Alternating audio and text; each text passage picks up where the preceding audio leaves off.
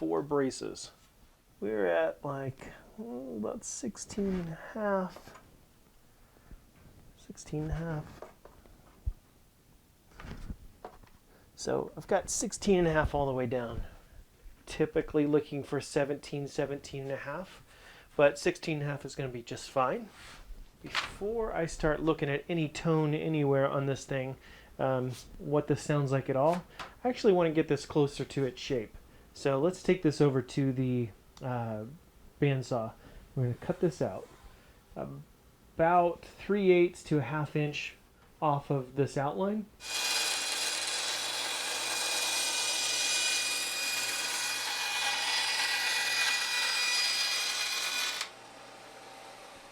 Here we have the back braced up, all glued up, and we want to start voicing this. And just by feeling it picking up, I can tell that this is pretty stiff right now. It's we're not going to get a super lively tone out of this right now. Let's take a listen.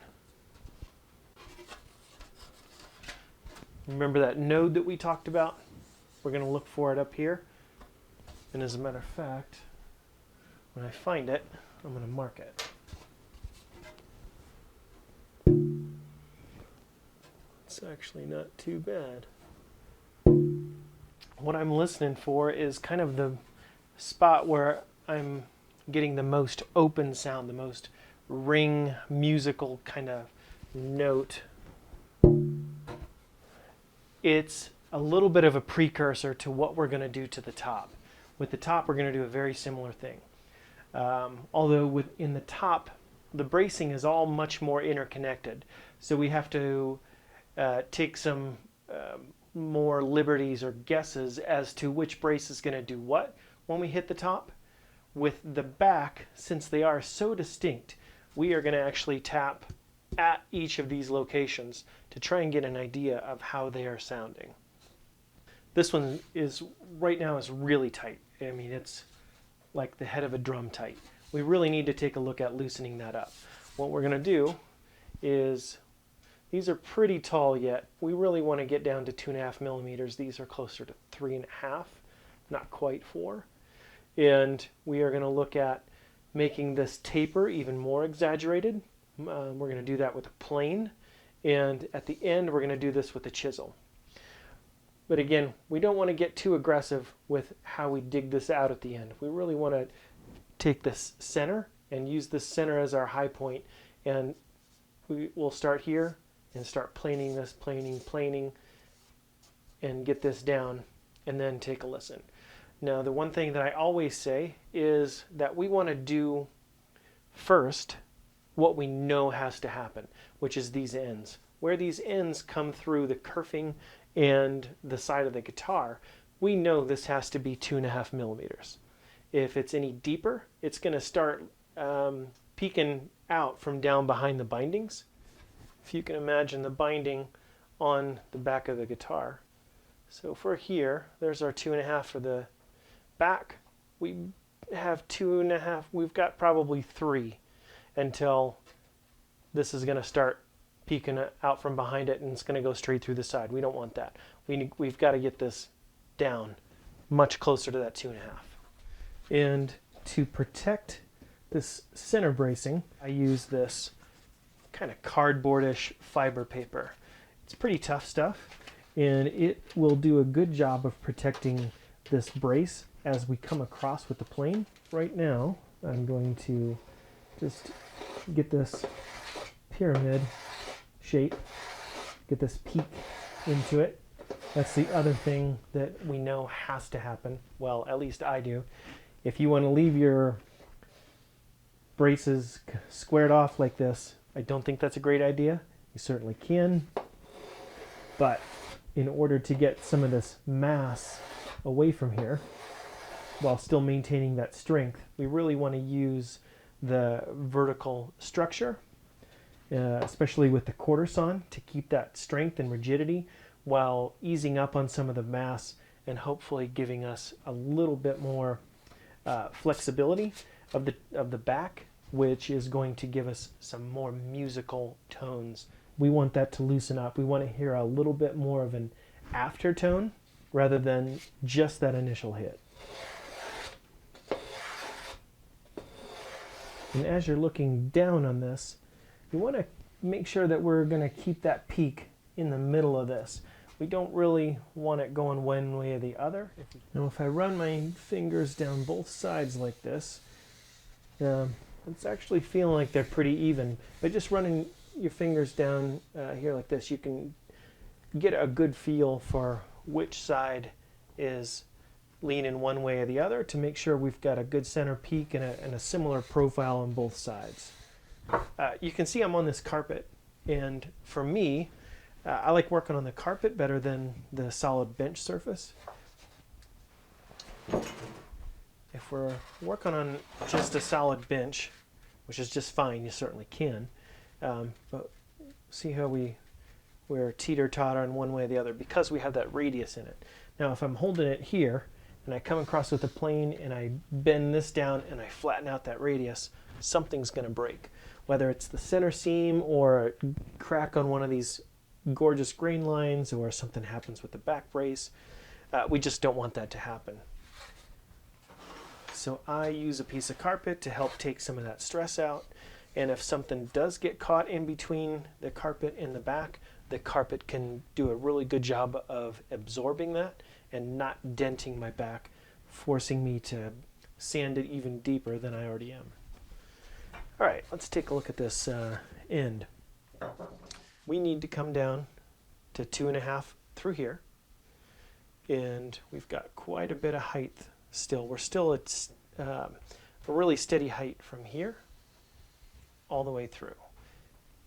And we want we're going to end up keeping this as our high point and tapering down into this. Initially, I want to get this down. I know this has to come down, so that's what I'm going to do. And this is red dye on my fingers. It might be a little distracting, I apologize. We want to come down into this and carve this slope out a little bit more. But I want to avoid this big steep slope. We want to avoid this part coming down so steep right here at the end.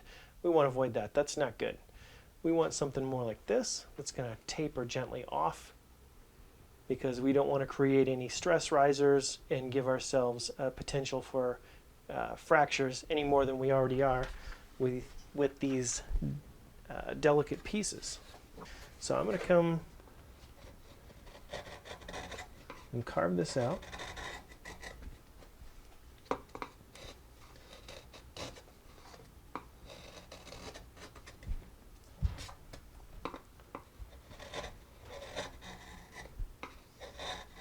I made myself this little jig, if you can see.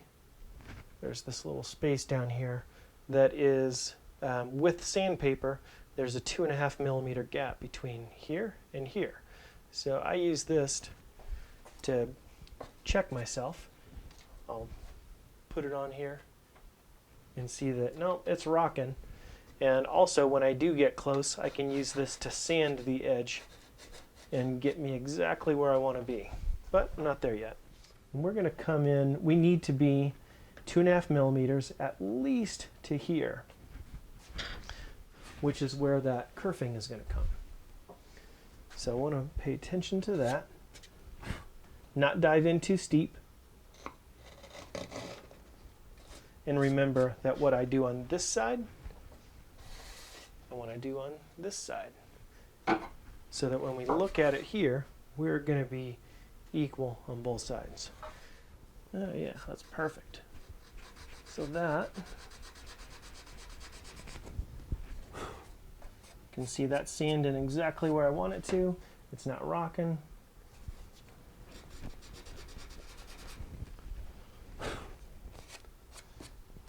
And now I've got this set. I'm going to duplicate that over on this side. And in order to make these sides equidistant, I'm just going to measure where I'm starting this taper on the crown here.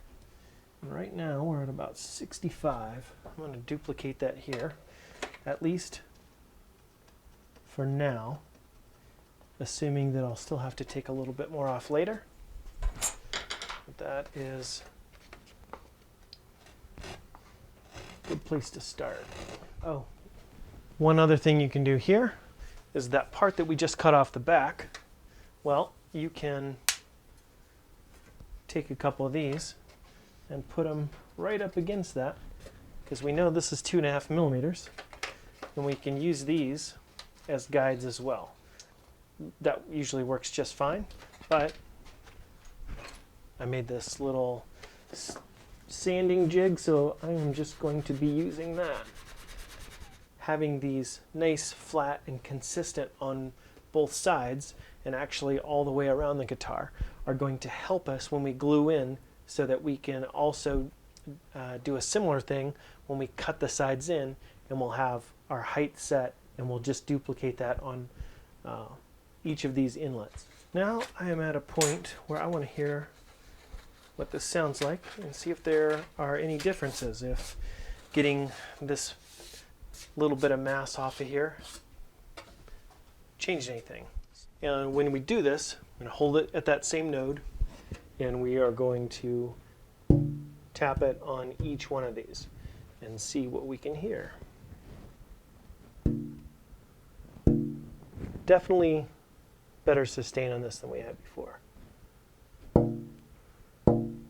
Now that is quite dead, quite a bit of work to do yet, but happier with the progress. So we'll go back to carving these, continuing to compare one to the other. What we are really looking for is to have each of them to have not a different note, but distinct, in that it sounds nice, it sounds musical, it sounds like something besides this. What we're looking for is to have this radius be nice and stiff, have most of this guitar keep its shape, but as we take mass off, we want to focus on taking the mass off here and slowly working our way to the middle. As we do that, that will release some of that tension and loosen this top up, mostly around the perimeter. The center, the radius is going to maintain while still being able to offer us a little bit of movement, a little bit of response. Now, in my opinion, the back does not play as much a part of that, especially since while you're playing it, the back is going to be resting on you. So our body is already going to be deadening some of that musicality that the back can offer. But we're going to do everything we can so that the back can contribute to the overall tone and voice and musicality of our instrument.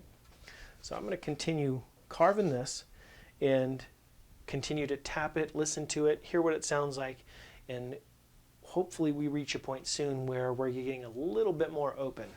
So one more for reference.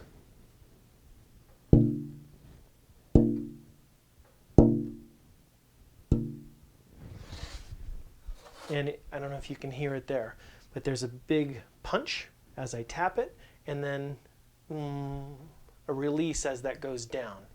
And it's going to be, what we're looking for is that overtone, that aftertone, to continue to ring out a little bit longer and a little bit longer as we take this off.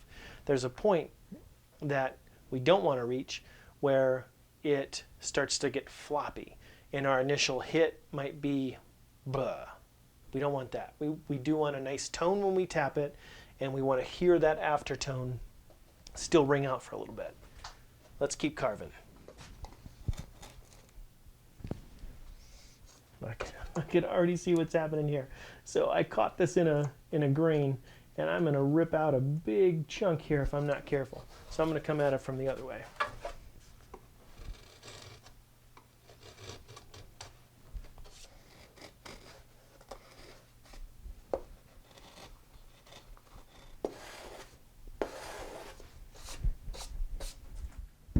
Oh yeah, that sounded even better. I really like the way that is. I think that's where I'm going to leave it for now. Take the sandpaper to it, clean it up. Also being careful not to cross sand or grain on our back. And one thing you might see is that once you start getting real up close and personal with the bracing in here, you might see some glue spots that you missed when you were cleaning up initially for the bracing. Now is a great time to clean those up. Taper looks pretty good, even on both sides. I like the way it sounds. I like the way it comes in on the ends.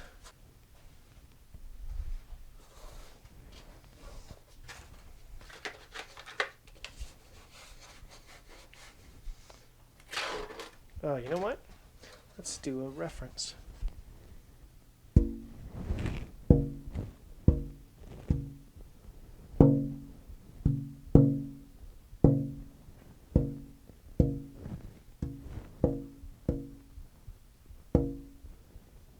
There's 4, 3,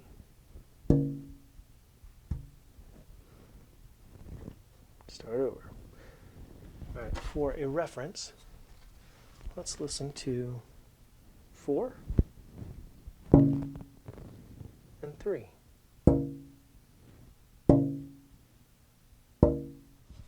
It's a slightly lower note, but it's definitely tighter. Just like I did before on number 4, on 3, back brace number 3, I am doing all the things that I know have to get done. So for me, that is creating a peak, little cathedral, making this tapered up to a point, and also coming back and carving these down and coming back in here to give me a taper from around here somewhere, and I'll measure that out on both sides. Let's see, down here I was around 65.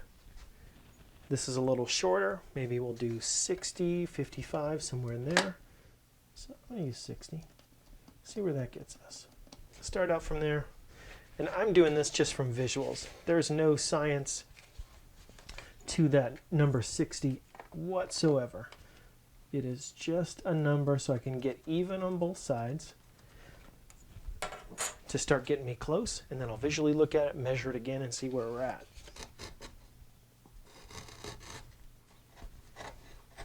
And again, for me, one of the known measurements is going to be out here at the edge that I know that I have to get down to 2.5.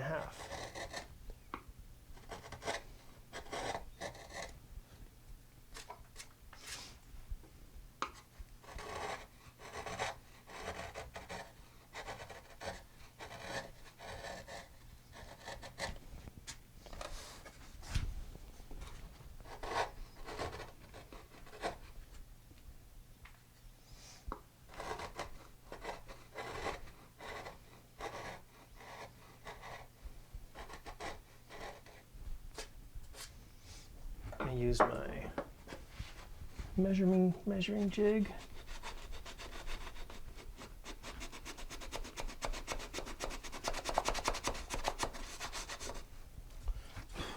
That looks like that's about exactly where I am.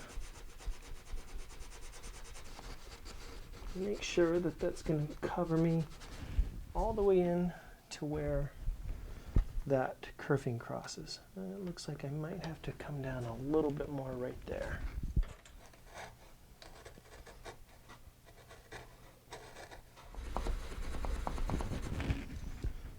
Yep, exactly. Now I want to duplicate this side to what this side's doing. Taper a little bit more, and then give it a tap.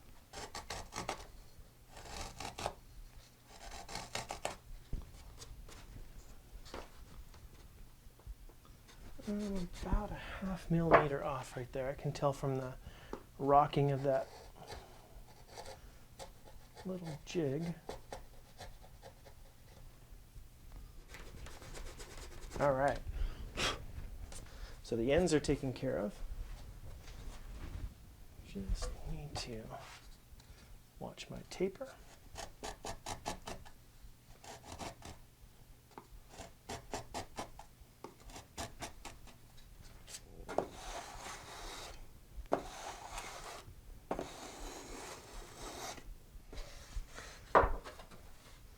feels good, looks good.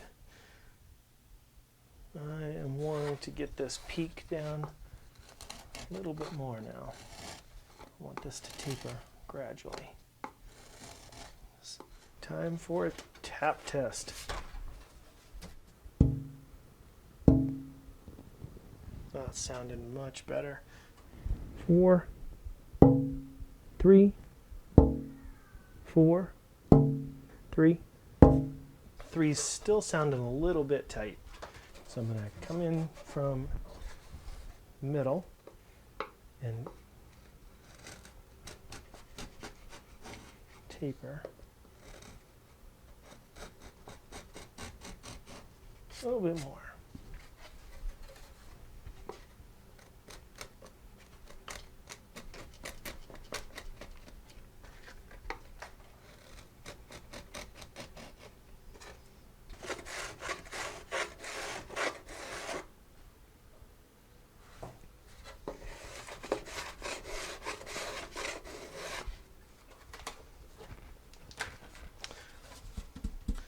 Give number 3 a tap test. Yeah. See a couple uneven spots. I'm going to even those out with the chisel and the plane, sand it, give it another listen, and move on. All finished up with number 3, 4, 3, moving on to 2, and finally 1. Everything that you do with this guitar, take care that you soften the edges, that you make things look correct, that the joints are extra clean. We just want to take care that everything we do with this guitar does something to help us make it a great guitar in the end.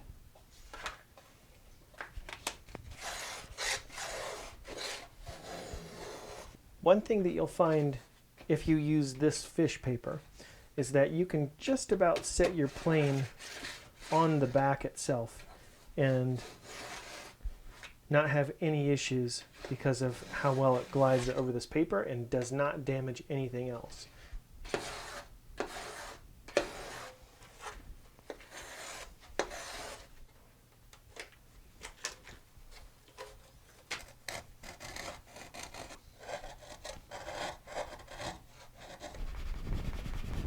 There we go.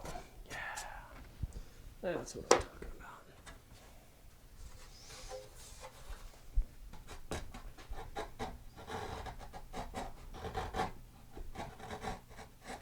Remember to keep your chisels sharp and be careful. You don't want to slip off the side and gouge the back. I saw somebody do that once. They were not very happy. Let's see where we're at.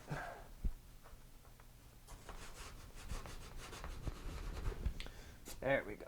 Now let's give this a tap. That's sounding pretty good, actually. Now it's a shorter brace. There's not as much area here, so that's going to loosen up much quicker than these are going to. I like where this is. I'm just going to even this out, sand it up, and move on to number 1. All right, here's where we're at so far. We've got braces 4, 3, 2 finished, shaped, sounding pretty good. Now we'll get number 1 taken care of. Plane it, shape it, sand it, get the edges tapered in, get ready to get let through the sides, and we'll do a little cleanup of the rosewood back, and we'll get it installed. I've been carving on this number 1 brace for a bit, really taken quite a bit off, and it's finally starting to come down and loosen up a little bit. We can see if we can hear this. Still pretty high pitch and not a lot of sustain, but it's much better than when we started. Take off a little bit more. I think what I'll do is take off a little bit more right in through here, sand it, and take another listen. Now I'm just going through cleaning up any glossy spots, any minor scratches, last bits of glue that I noticed on the braces on the back. Trying to keep this as clean as I can, making sure to go with the grain. Really, everything is looking like it is ready to glue up and attach to the sides. So we can go that direction, or we can go to creating a sound port. If you want to do the sound port, that's going to be a separate video, and installing the back itself is also going to be its own video. So it's kind of a choose your own adventure. So from here we can go to the sound port or attaching the back to the sides. Either way, I'll see you in the next chapter.